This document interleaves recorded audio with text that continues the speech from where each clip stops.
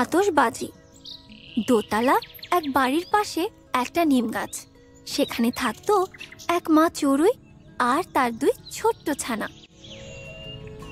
দোতলার বারান্দার পাশে গাছের ডালে পাখির বাসাটা। এ বাড়ির ছোট ছেলে জারিফ রোজ বারান্দায় দাঁড়িয়ে পাখির ছানাদের দেখত। পাখি জারিফের ভীষণ প্রিয়। সে প্রতিদিন ওদের জন্য বারান্দায় খাবার দিয়ে যেত, আর তাই মা পাখিকে খাবারের খোঁজে দূর দূরান্তে যেতে হতো না। অনেক সময় ছানাদের দিতে পারত সে। দেখতে দেখতে ছোট্ট ছানাগুলো একদিন বড় হয়ে গেল।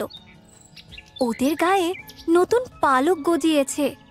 মা পাখি তো দেখে ভীষণ খুশি। আগামীকাল থেকে যে ওদেরও আকাশে ওড়ার প্র্যাকটিস শুরু হবে। মায়ের মুখে এমন কথা শুনে ছোট্ট ছানারা তো ভীষণ খুশি, কারণ উড়তে শিখলেই যে ওরাও স্বাধীন। একরাশ আনন্দ নিয়ে মায়ের কাছে ওরা ঘুমিয়ে পড়ে।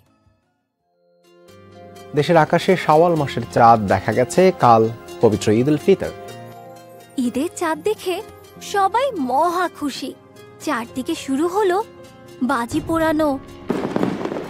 রাতের অন্ধকার আকাশ নানা রঙের আলোয় ঝলমল করতে লাগলো, সেই সাথে বাজি পোড়ানোর কান ফাটানো শব্দ। এদিকে জারিফও তার বন্ধুদের নিয়ে ছাদে বাজি পোড়াতে শুরু করলো। হঠাৎ করে একটা বাজি গিয়ে পড়লো সেই গাছের ডালে চড়ুই পাখিটার বাসায়। দেখতে না দেখতেই খড়কুটোর বাসায় আগুনে ভরে গেল।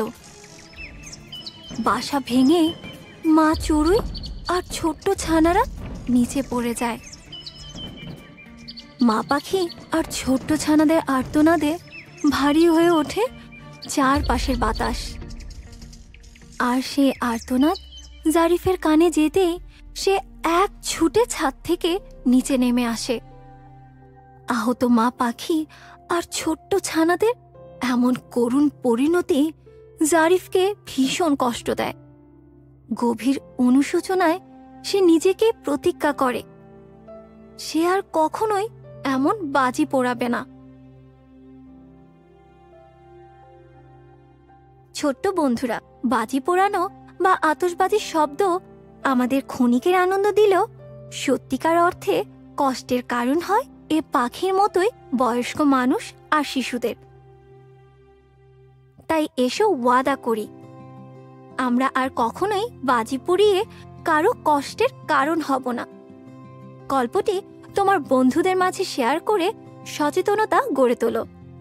আর হ্যাঁ, আমাদের চ্যানেলটিকে সাবস্ক্রাইব করতে ভুলো না যেন।